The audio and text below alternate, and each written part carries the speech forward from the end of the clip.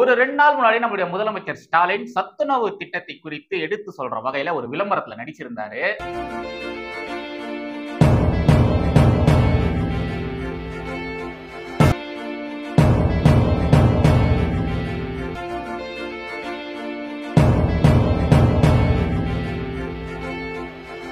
ஏப்பா அப்படியே ஒரு நிமிஷம் நிப்பாட்டு.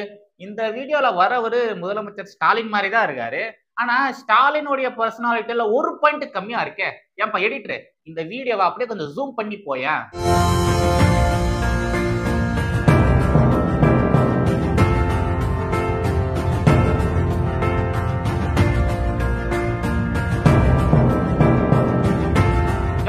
இது நம்ம தமிழக நைனா ஸ்டாலினே கிடையாதுப்பா, வேற யாரோப்பா, அவரை மாதிரியே மேக்கப் போட்டு நடிக்க வச்சிருக்காங்கப்பா. இந்த விளம்பர படத்தை எடுக்கிறவங்களுக்கு கொஞ்சம் கூட மூளையே இல்ல பாருங்களேன். இந்த சிச்சுவேஷன் என்ன சீனு, என்ன மாதிரியான டைலாக், அங்க வர குழந்தைங்க கிட்ட எப்படி நடந்துக்கணும் அப்படிங்கறத எடுத்து சொல்லியிருந்தா இந்த கேரக்டர்ல நம்மளுடைய முதலமைச்சர் ஸ்டாலினே நடிச்சிருப்பாரு. இது குழந்தைகளுக்கு சாப்பாடு ஊட்டி விடணுமா, நானே வரேன்ப்பா, அதெல்லாம் எனக்கு ரொம்ப பிடிக்கும்பா அப்படின்ற மாதிரி முதலமைச்சர் ஸ்டாலினே துள்ளி குதிச்சுட்டு ஓடி வந்திருப்பாரு. இதுக்கு போய் ஏன் முதலமைச்சர் ஸ்டாலின் மாதிரியே டூப்பை போட்டு நடிக்க வச்சிருக்காங்க. இந்த விளம்பரம் எடுத்தவங்களுக்கு மூளையே இல்ல பாருங்களேன். ஒருவேளை இப்படி இருக்குமோ, நம்முடைய முதலமைச்சர் ஸ்டாலின் அவர்களுக்கு இப்பதான் உடம்பு சரியா இருக்கு, இப்பதான் அவர் ஹாஸ்பிடல்ல இருந்து வீட்டுக்கே வந்திருக்காரு, அதனால இந்த ஒரு சிச்சுவேஷன்ல நீங்க நடிக்க கூடாதுன்னு சொல்லிருப்பாங்க போல.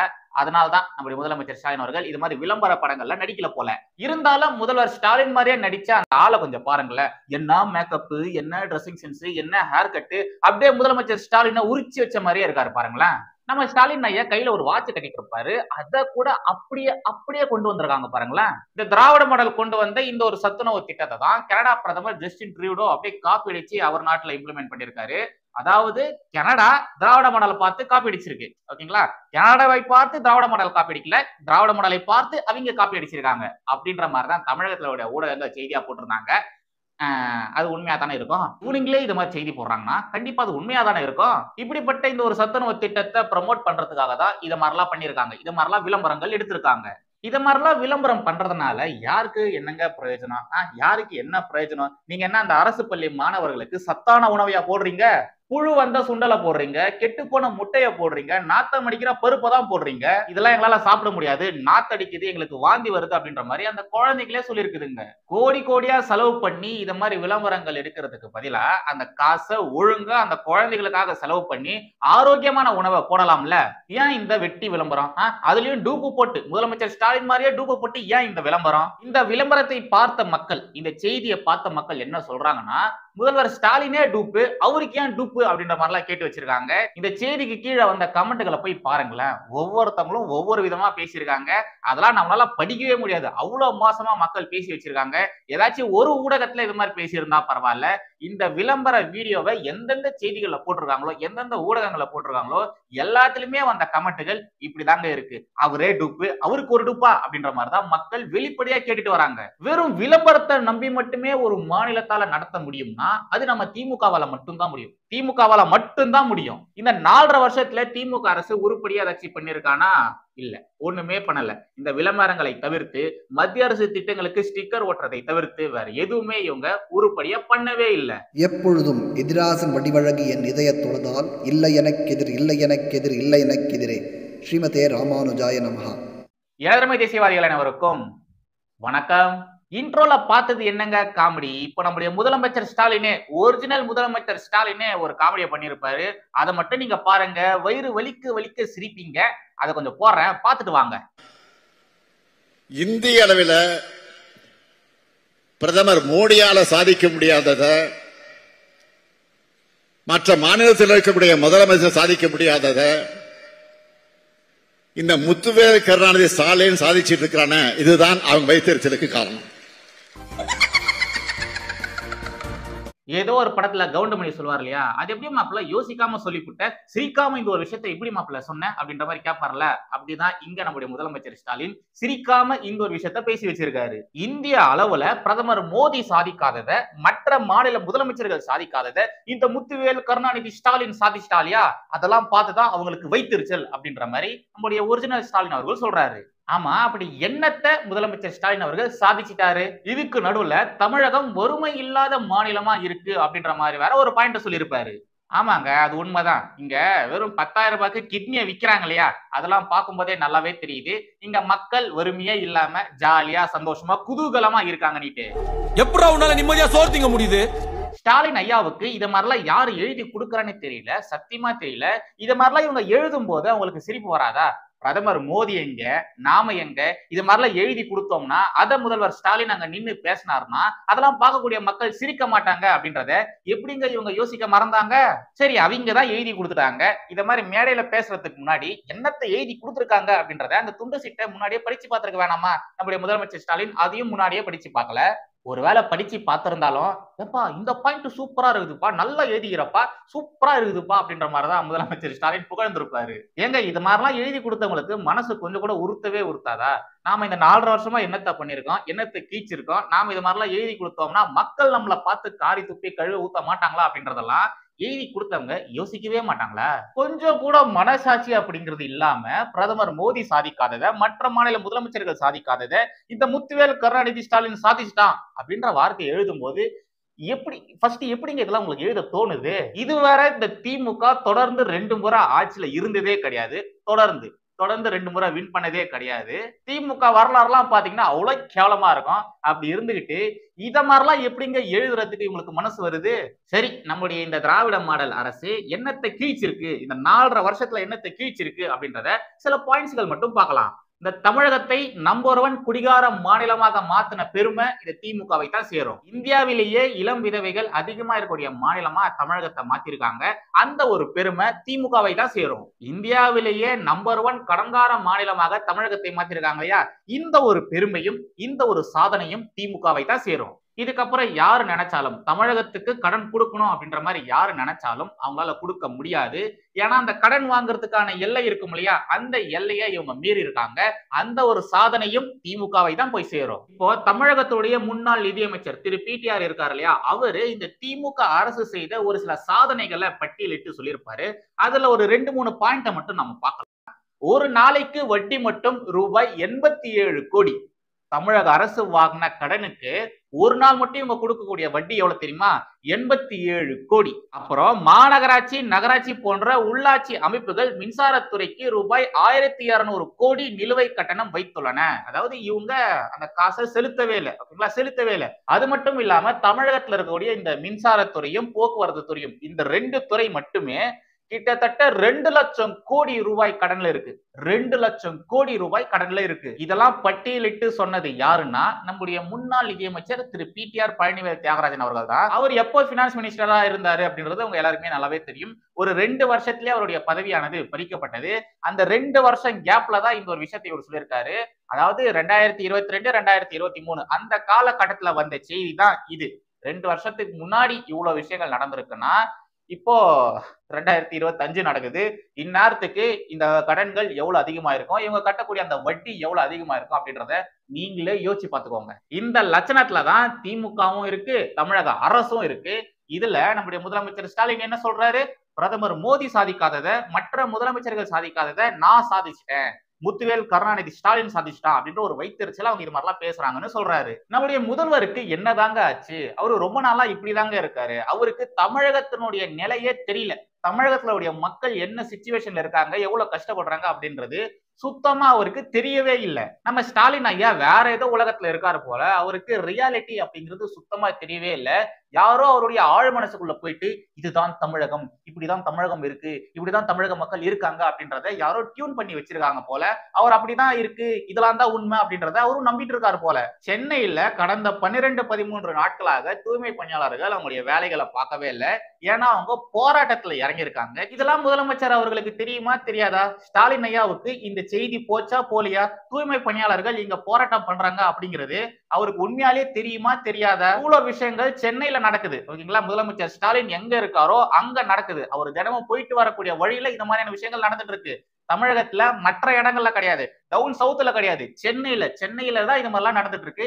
இதெல்லாம் முதலமைச்சர் ஸ்டாலின் அவர்களுக்கு தெரியுமா தெரியாதா? இவ்வளவு கேவலமான ஒரு ஆட்சியை கொடுத்துவிட்டு பாரத பிரதமர் சாதிச்சதை விட, மற்ற மாநில முதலமைச்சர்கள் சாதிச்சதை விட இந்த முத்துவேல் கருணாநிதி ஸ்டாலின் பயங்கரமா சாதிச்சா இல்லையா, அதனால அவங்களுக்கு வைத்தறிச்சல்னு எப்படிதான் இவரு வாய்க்கூசாம இப்படி பேசுறாரோ, எதன் அடிப்படையில முதலமைச்சர் ஸ்டாலின் அவர்கள் இந்த விஷயத்த சொல்றாரு? என்னத்தை சாதிச்சிட்டோம்னு சொல்லிட்டு முதலமைச்சர் ஸ்டாலின் அவர்கள் இதெல்லாம் பேசிட்டு இருக்காரு. தினம் தமிழகத்துல கொலை, கொள்ளை, கற்பழிப்பு, அதிகார அத்துமீறல், ஆணவ படுகொலை, கூட்டு பாலியல் பலாத்காரம், மாணவர்கள் மீது பாலியல் தாக்குதல், பள்ளிகள்ல மாணவர்கள் மர்மமான முறையில உயிரிழந்து போறாங்க, சட்ட ஒழுங்கு தமிழகத்துல சந்தி சிரிச்சிட்டு இருக்கு. இதெல்லாம் தான் சாதனைன்னு நம்முடைய முதலமைச்சர் ஸ்டாலின் அவர்கள் சொல்ல வராரா? தெரியாம கேக்குறேன், இதெல்லாம் சாதனையா? இப்போ இத கொஞ்சம் பாத்துட்டு வாங்களேன். அவர் போட்டோ மட்டும் எடுப்பாரு, போட்டோ ஆப்டிக்ஸ் தான். துணை முதல்வருக்கு அரசியல் அறிவே கிடையாது. துணை முதல்வருக்கு இந்த விஷயத்தை பத்தி பேசவும் தெரியாது. அவரை பொறுத்த வரைக்கும் என்னன்னா, துணை முதல்வர் பொறுத்த வரைக்கும் போட்டோ மட்டும் எடுத்துக்கிட்டு நாங்க நல்லா இருக்கோம்னு காட்டிக்கணும். இப்போ துணை முதல்வர் கூப்பிட்டு என்ன பிரச்சனைன்னு கேளுங்களேன், என்ன பட்ஜெட்னு சொல்லுங்களேன், இவங்க ஏன் சண்டை, இவங்க ஏன் போராட்டம் பண்றாங்கன்னு கேளுங்கன்னா கூட துணை முதல்வருக்கு சொல்ல தெரியாது. அதாவது இந்த தூய்மை பணியாளர்கள் போராட்டம் நடத்துறாங்க இல்லையா, அந்த இடத்துலதான் இப்படிப்பட்ட ஒரு சம்பவம் நடந்திருக்கு.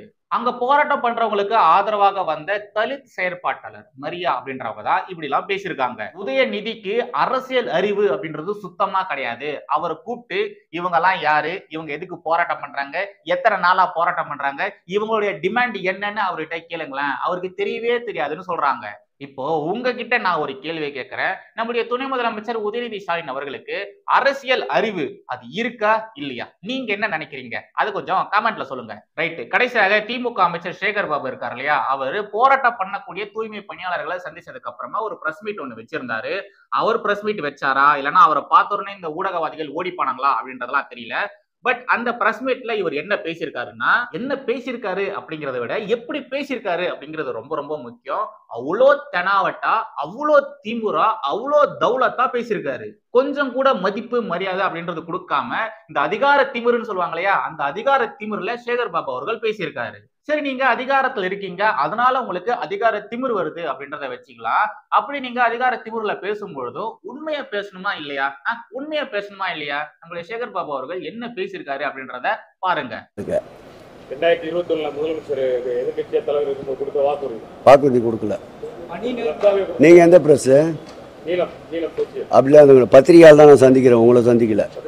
பத்திரிகையால் தான் சந்திக்கிறேன், உங்களை சந்திக்கல. பத்திரிகையால் தான் பத்திரிகையால் தான் சந்திக்கிறேன், உங்களை சந்திக்கல. அவங்க கேட்கட்டும். கூடவே இந்த பி ரஞ்சித் கோஷ்டியும் தூக்கி போட்டு வாயிலே மிதிச்சிருக்காரு. அந்த நீலம் அப்படின்றது வேற யாரும் கிடையாது, பி ரஞ்சித் இதுதான். இந்த பி ரஞ்சித் கோஷ்டி இருக்கு இல்லையா, இவங்க எப்பவுமே திமுகவின் கொத்தடிமைகளாகத்தான் இருப்பாங்க. ஆனா இத மாதிரியான சில விஷயங்கள் நடக்கும்பொழுது மட்டும் அப்படியே வெளியில வந்து திமுகவுக்கு எதிராக பேசுற மாதிரி சும்மா ஒரு மாய பிம்பத்தை கட்டமைப்பாங்க. தமிழகத்துல எவ்வளவு மோசமான நிலை ஏற்பட்டாலும், எவ்வளவு மோசமான விஷயங்கள் நடந்தாலும் இந்த பி ரஞ்சித் கோஷ்டி இருக்கு இல்லையா, இதுங்களா வாயை திறக்கவே திறக்காதுங்க. இவங்க சமூகத்தை சேர்ந்தவர்களுக்கு ஏதாச்சும் ஒரு பாதிப்புனா மட்டும்தான் இவங்க எல்லாருமே ஒன்னா சேர்ந்து குரலே கொடுப்பாங்க. இப்போ இந்த பி ரஞ்சித் கோஷ்டி இருக்கு இல்லையா, இந்த கோஷ்டி கேட்ட கேள்விக்கு தான் நம்முடைய சேகர் பாபு அவர்கள் இப்படி ஒரு பதில சொல்லியிருக்காரு. இதுவே இந்த இடத்துல இதே மாதிரி பாஜக காரங்கள்ல யாராச்சும் ஒருத்தவங்க பதில் சொல்லியிருந்தாங்கன்னா இந்நேரத்துக்கு இந்த பி ரஞ்சித் கோஷ்டிகள் என்னெல்லாம் பேசியிருப்பாங்க, என்னெல்லாம் பண்ணிருப்பாங்க. இதுவே நிர்மலா சீதாராமன் அவர்கள் இத மாதிரி பேசியிருந்தாங்கன்னு வச்சுக்கோங்களேன், உங்ககிட்ட எல்லாம் நான் பேச முடியாது, நான் பிரஸ் மீட்டை தான் கூப்பிட்டேன், நான் பிரஸ் மீட்டை தான் பேசுவேன் அப்படின்ற மாதிரி நிர்மலா சீதாராமன் அவர்கள் சொல்லியிருந்தாங்கன்னு வச்சுக்கோங்களேன், இந்நேரத்துக்கு இந்த பி ரஞ்சித் கோஷ்டி என்னெல்லாம் பேசியிருப்பாங்க. நாங்க எஸ்சின்றதுனால ஒதுக்குறாங்க, நாங்க எஸ்டி அப்படின்றதுனால ஒதுக்குறாங்க, எங்களை பட்டியலினத்தை சேர்ந்தவர்கள் அப்படின்றத இவங்க குத்தி காட்டுறாங்க அப்படின்ற மாதிரி எப்படி அந்த ஒரு விஷயத்த ஜாதி ரீதியில கொண்டு போயிருப்பாங்க. ஆனா இங்க இது மாதிரி இவங்களை அசிங்கப்படுத்தினது திமுக அமைச்சர் திரு சேகர் பாபு அவர்கள். அதனால அவருக்கு எதிராக இவங்களால ஒண்ணும் பண்ண முடியல. சரி, அதெல்லாம் விட்டு தள்ளுங்க, அதை பத்தி பேசுறதுனால ஒரு பிரயோஜனமும் கிடையாது. ஏன்னா காலகாலமா இப்படிப்பட்ட கேவலமான ஒரு அரசியல் தானே இங்க தமிழகத்துல நடந்துட்டு வருது. இங்க நம்முடைய சேகர் பாபு அவர்கள் ஒரு விஷயத்த சொல்லியிருப்பாரு, நாங்க அப்படிப்பட்ட வாக்குறுதிகளை கொடுக்கவே இல்லை, நாங்களா இப்படி கொடுத்தோம், அப்படிலாம் நாங்க கொடுத்துருக்க மாட்டோம்பா அப்படின்ற மாதிரிலாம் சொல்றாரு இல்லையா. எப்படி கனிமொழி அம்மையார் அவர்கள் இந்த டாஸ்மாக் ஒழிப்பு குறித்து பேசும்பொழுது நாங்க அது மாதிரிலாம் பேசவே இல்லையா, நாங்க அப்படிலாம் கொடுக்கவே இல்லையா அப்படின்ற மாதிரிலாம் சொல்லியிருந்தாங்களோ, அதே மாதிரிதான் இங்க சேகர் பாபு அவர்களும் சொல்லியிருக்காரு. ஆக்சுவலா திரு சேகர் பாபு அவர்கள் மறந்து போயிருப்பார் போல. ஏன்னா இந்த வாக்குறுதியை கொடுத்து 4.5 வருஷம் ஆச்சு இல்லையா, அதனால கண்டிப்பா அவர் மறந்து போயிருப்பாரு. திமுக அவங்களுடைய தேர்தல் வாக்குறுதியில இப்படிப்பட்ட ஒரு வாக்குறுதியை கொடுத்திருந்தாங்க. அதையும் நான் உங்களுக்கு இங்க போடுறேன், பாத்துவாங்க. 285வது வாக்குறுதி, ஓகேவா? ஊராட்சிகள், அரசு பள்ளிகள், அரசு மருத்துவமனைகள், அரசு மாணவர் விடுதிகள், நகராட்சி, மாநகராட்சி, பேரூராட்சிகள் ஆகியவற்றில் பணிபுரியும் தூய்மை பணியாளர்களின் பணி ஊதியம், ஓய்வூதியம் போன்ற கோரிக்கைகள் உடனடியாக நிறைவேற்றப்படும். இந்த வாக்குறுதியை கொடுத்து 4.5 வருஷம் ஆச்சு. 4.5 வருஷம் ஆச்சு. உடனடியாக நிறைவேற்றப்படும் சொல்லியிருந்தாங்களே, எங்க இதை பத்தி கேள்வி கேட்டா நாங்கெல்லாம் இப்படி கொடுக்கவே இல்லை, இப்படிப்பட்ட வாக்குறுதி நாங்க கொடுக்கவே இல்லை அப்படின்ற மாதிரி அமைச்சர்கள் அடிச்சு வேற பேசுறாங்க. ஏங்க இப்படி எல்லாம் பொய் பேசுறீங்க? அது இந்த காலகட்டத்துல ஏங்க இப்படி எல்லாம் பொய்யா பேசி மாட்டிக்கிறீங்க? இந்த போராட்டத்துல தூய்மை பணியாளர்கள் போராட்டம் பண்ணிட்டு இருந்தாங்க இல்லையா, அந்த இடத்துல நிறைய பேர் அவங்களுக்காக போய் சப்போர்ட் பண்ணி நின்றுட்டு இருக்காங்க. நிறைய பேர் எல்லா கட்சியை சேர்ந்தவர்களும் போய் சப்போர்ட் பண்ணிட்டு இருக்காங்க. அப்போ அங்க போராட்டம் பண்ணிட்டு இருந்த ஒரு சில பெண்கள் என்ன சொல்றாங்கன்னா, இந்த திமுக காரங்க ஆட்சி அதிகாரத்துக்கு வரலாம், நாங்க நிரந்தர பணியில இருக்கக்கூடாதா, நிரந்தர அரசு வேலையில இருக்கக்கூடாதா அப்படின்ற மாதிரி கேள்வி கேட்கறாங்க. எப்படி நாக்கு புடுங்குற மாதிரியான ஒரு கேள்வி கேட்டிருக்காங்க பாத்தீங்களா? இது மழை காலம் வேற. இந்த காலகட்டத்துல தூய்மை பணியாளர்களுடைய சேவை தமிழகத்துக்கு தேவை, ஒட்டுமொத்த தமிழகத்துக்கும் தேவை. அதிலும் ஒவ்வொரு வருஷமும் இது மாதிரி மழை காலத்துல சென்னை எப்படி அடிபடுது அப்படிங்கிறத நம்ம பார்த்துட்டு தான் வந்துட்டு இருக்கோம். இந்த 4.5 வருஷமா 4000 கோடி அந்த வடிகால் பணிக்கு என்ன பண்ணாங்க அப்படின்றது நமக்கு தெரியல. இப்போவும் அந்த தண்ணிய அந்த உறிஞ்சி எடுக்கிறதுக்கான மிஷின்களை கடனாதான் வாங்கி வச்சிருக்காங்க, ரெண்டலா தான் எடுத்து வச்சிருக்காங்க. இப்போ வரைக்கும் இந்த மழைநீர் வடிகால் பணிகளானது நடத்தி முடிக்கல. இப்போ இத மாதிரி தூய்மை பணியாளர்கள் போராட்டம் வேற, அவங்க 13 நாட்களாக வேலையும் செய்யல. இது எல்லாமே சேர்த்து வச்சு இந்த மழை காலகட்டத்துல திமுக எப்படி அனுபவிக்க போறாங்கன்னு நினைச்சாலே பகீர்னு இருக்கு. ஆல்ரெடி இந்த சென்னை நாறிட்டு கிடக்குது. இப்ப மழை காலம் வேற. மழை காலகட்டத்துல எவ்வளவு மோசமான சிச்சுவேஷன் இருக்குன்றது எல்லாருக்குமே நல்லாவே தெரியும். சோ தயவு செய்து சட்டுப்புட்டுன்னு என்ன ஏதுன்றதை பேசி முடிச்சுட்டு அவங்க கேட்கக்கூடிய கோரிக்கைகளை நிறைவேற்றி கொடுத்தாதான் என்ன, நீங்க செய்வீங்கன்னு நம்பிதான் அத்தனை மக்கள் உங்களுக்கு ஓட்டு போட்டிருந்தாங்க. ஆனா நீங்க அவன் ஓட்டை வாங்கிட்டு அதிகாரத்துக்கு வந்து அதிகார திமிர்ல அவங்களே அடக்குறீங்களே, இதெல்லாம் நியாயமா? அதுவும் 2026 சட்டமன்ற தேர்தலுக்கு இன்னும் ஒரு சில மாதங்கள் தான் இருக்கு. அப்படி இருக்கிற இந்த ஒரு சிச்சுவேஷன்ல, கடுமையான சிச்சுவேஷன்ல இப்படியாங்க பண்ணுவீங்க? இப்படியா மக்கள் கிட்ட கெட்ட பேரை வாங்குவீங்க? சொல்றதுக்கு ஒண்ணுமே இல்லைங்க. 2026 சட்டமன்ற தேர்தல்ல திமுக படுதோல்வி அடைய போகுது அப்படிங்கிறது இப்பவே பிரகாசமா தெரியுது. ஸோ அம்பட்டு தான் கைஸ் இந்த கண்டென்ட். மறுபடியும் அடுத்த ஒரு வீடியோ பதில சந்திக்கிறேன். ஜெய் ஹிந்த், வந்தே மாதரம்.